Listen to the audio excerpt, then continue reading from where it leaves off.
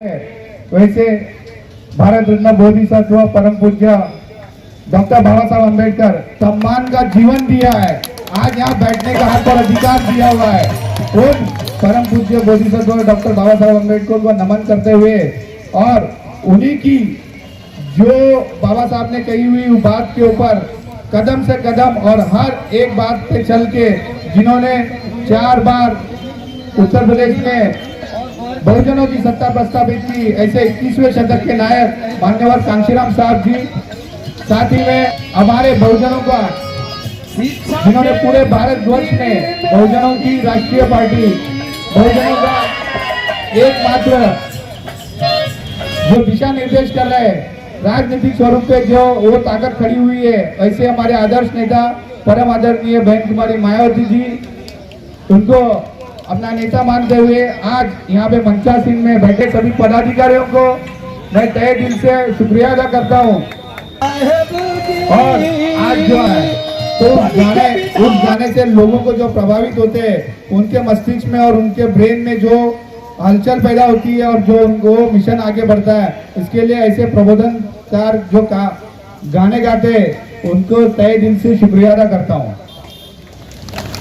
आज हम यहाँ पे जमे हुए आपको पता है, बाबा साहब को मैं आपसे निवेदन करूंगा, यहाँ पे महाराष्ट्र में तो हो ही रहा, पूरे भारतवर्ष में बाबा साहब को सर पे उठाया जाता है।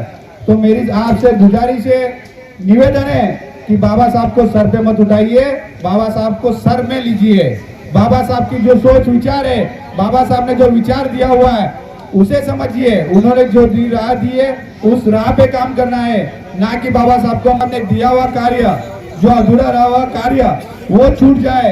तो हमारी ये जो जयंती के प्रति हम जो देना चाहते हैं श्रद्धांजलि, वो हो ही नहीं सकती है। बाबा साहब के प्रति हमें जो आदर व्यक्त करना है, उनके प्रति हमें जो भाव देना है, उसको अगर करना है तो बाबा साहब को अपने दिमाग में लेना पड़ेगा। अब दिमाग में लेना पड़ेगा मतलब क्या है, जो बाबा साहब ने बताई सीख है, तो सीख में सबसे पहले जो बताया उन्होंने एक मूल मंत्र दिया हुआ है, मराठी में जो बोलते हैं शिका, संगठित व्हा आणि संघर्ष करा। मतलब हमें पढ़ना है। पढ़ना मतलब कि एक स्कूल की किताबें हमने पढ़ लिख के डिग्री ले लिए, इसका मतलब हम पढ़ाई लिखाई कर लिए हम ज्ञानी हो गए, ऐसे नहीं है। पढ़ाई जो करनी है हमें सामाजिक रूप में करनी है। समाज में हम किस तरीके से जी रहे हैं, क्या हमारे बाबा साहब को जिन्होंने पल पल तकलीफें दी, बाबा साहब के दुश्मन है, हमें उन्होंने आज हमारे मनोरमा नगर में हमारे पूरा जायसवाल परिवार के तरफ से आज जो आयोजित कार्यक्रम किया, अपने भारत के संविधान के भारत रत्न परम पूज्य महामानव डॉक्टर बाबा साहब आम्बेडकर इनकी 34वीं जयंती 134वीं जयंती यहाँ पे बड़ी धूमधाम से हो रही है। प्रथम मैं अपना जायसवाल परिवार को धन्यवाद देता हूँ, शुभेच्छा देता हूँ कि मेरे दोस्तों, हमारे मनोरमा नगर के जितने हमारे उत्तर भारतीय पाल परिवार है, यादव परिवार है, जायसवाल परिवार है, हर अपने अपने महापुरुषों का जो कार्यक्रम इधर बना जा रहा है, हमको खुशी की बात है। और हमारे मनोरमा नगर में जितने मेरे उत्तर भारतीय लोग हैं, मैं उनका बहुत शुक्रगुजार करता हूँ। आज उनसे सुख दुख में कुछ भी गरज रहेगा, कुछ भी रहेगा, हम हमारे आपके पीछे सदैव हम आपके पीछे खड़े रहेंगे। हमारे व्यासपीठ के ऊपर जितने अपने लोग आए हैं, जिन्होंने भाषण किया, हमारे भालेराव सर ने जो डॉक्टर बाबा साहब आम्बेडकर की पूरी स्टोरी बताया, मैं उनका भी धन्यवाद देता हूँ।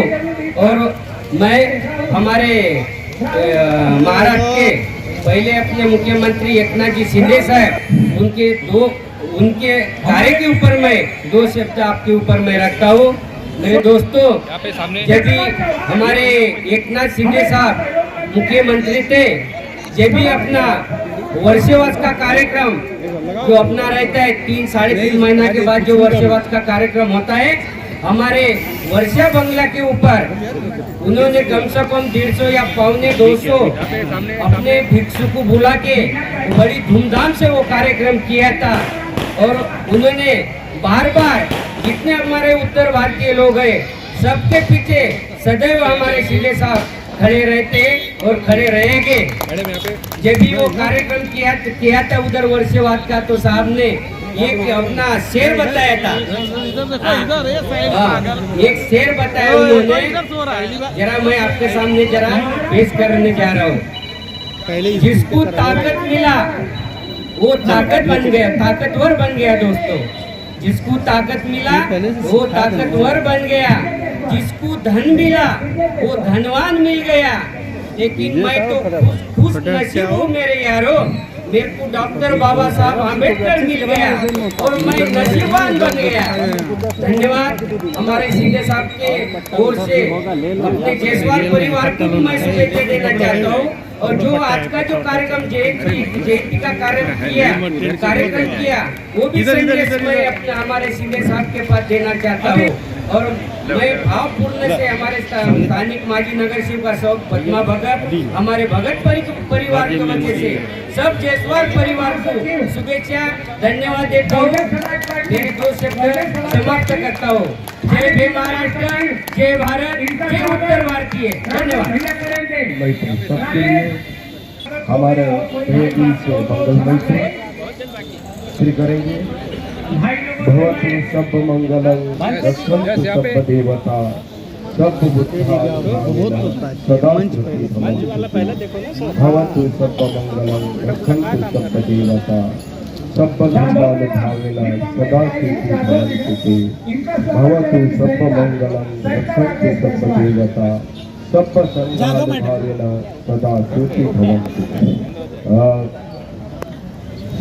जिसका हो गया है उसका पहले मंच परम पूज्य बोधिसत्व डॉक्टर बाबासाहेब आंबेडकर यांच्या जयंती निमित्ताने आलेला उत्तर प्रदेश या बिहार कुठेतरी आपल्या समाज मुंबई होणारा पाहिजे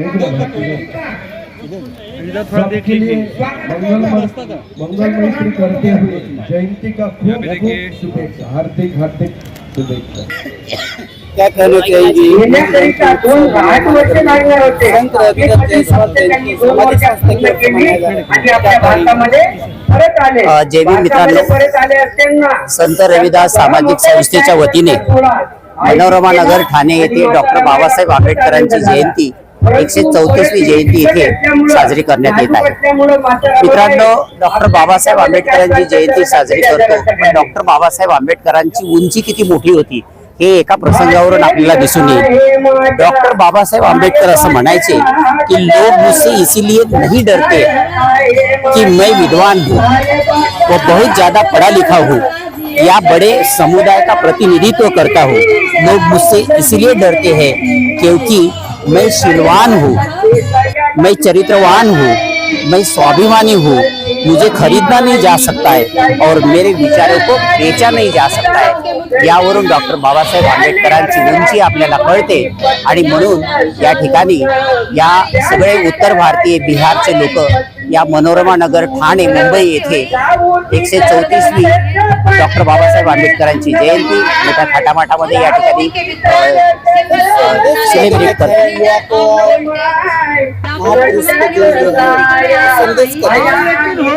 मित्रांनो, महापुरुषांनी आपल्याला जे सांगितलेलं आहे की बाबासाहेबांनी जे सांगितलं की शिका, संघटित व्हा आणि संघर्ष करा, खऱ्या अर्थाने हा संदेश हा समाजामध्ये गेला पाहिजे आणि प्रत्येकाने आपल्या मुलाला शिकवलं पाहिजे आणि तो सगळ्या लोकांपर्यंत पोहोचला पाहिजे। सर्व मान्यवर आले होते, काही मान्यवर स्वागत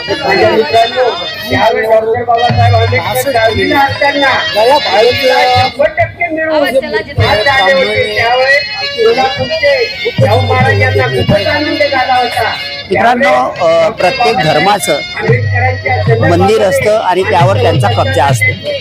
त्याचप्रमाणे डॉक्टर बाबासाहेब आंबेडकरांनी 1949ला महाबोधी बुद्ध विहाराच्या संदर्भामध्ये एक नियमावली त्यांनी तयार करून ठेवलेली आहे आणि त्या अंतर्गत महाबोधी बुद्ध विहार हे बौद्धांना मिळालं पाहिजे ही त्याची मागणी आहे.